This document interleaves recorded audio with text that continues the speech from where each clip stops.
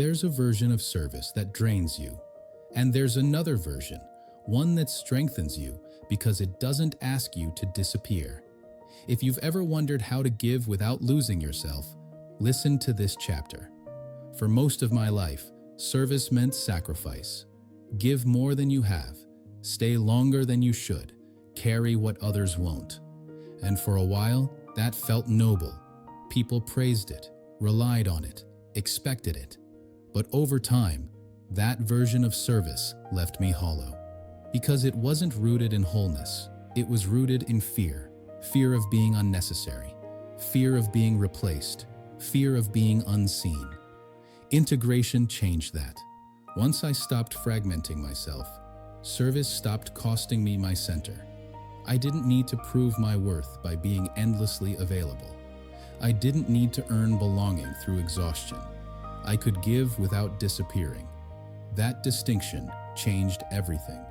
I noticed how often I used to say yes out of reflex, not because it was aligned, but because it was familiar. Now I paused, not to withdraw, to check.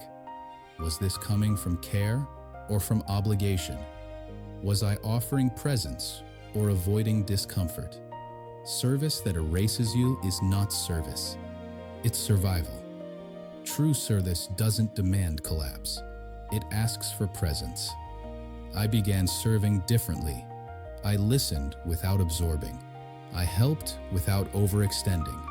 I showed up without taking responsibility for outcomes that weren't mine. That didn't make me colder. It made me clearer. People adjusted. Some welcomed the change. Some didn't. That wasn't my work to manage, because service rooted in wholeness doesn't negotiate with guilt. It moves honestly. I learned that saying no can be an act of service, not to others, to the integrity of what you offer. Because when you give from depletion, what you offer is distorted. But when you give from coherence, what you offer is clean. And clean service has impact without noise. If you're listening to this and you've been serving in ways that cost you your voice, you don't need to stop caring. You just need to stop abandoning yourself in the name of being helpful. Service doesn't require self-erasure.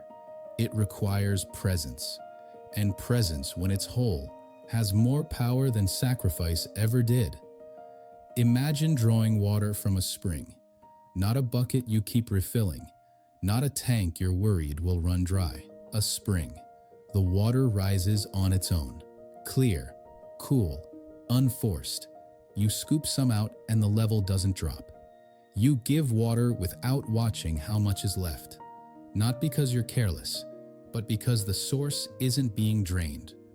That's what giving finally felt like. No calculation, no quiet resentment, no fear of being emptied. You weren't giving from obligation anymore. You weren't pouring from what you needed to survive. You were offering from what had already settled. Clean giving doesn't feel heroic. It feels natural, like water doing what water does, moving outward without losing itself.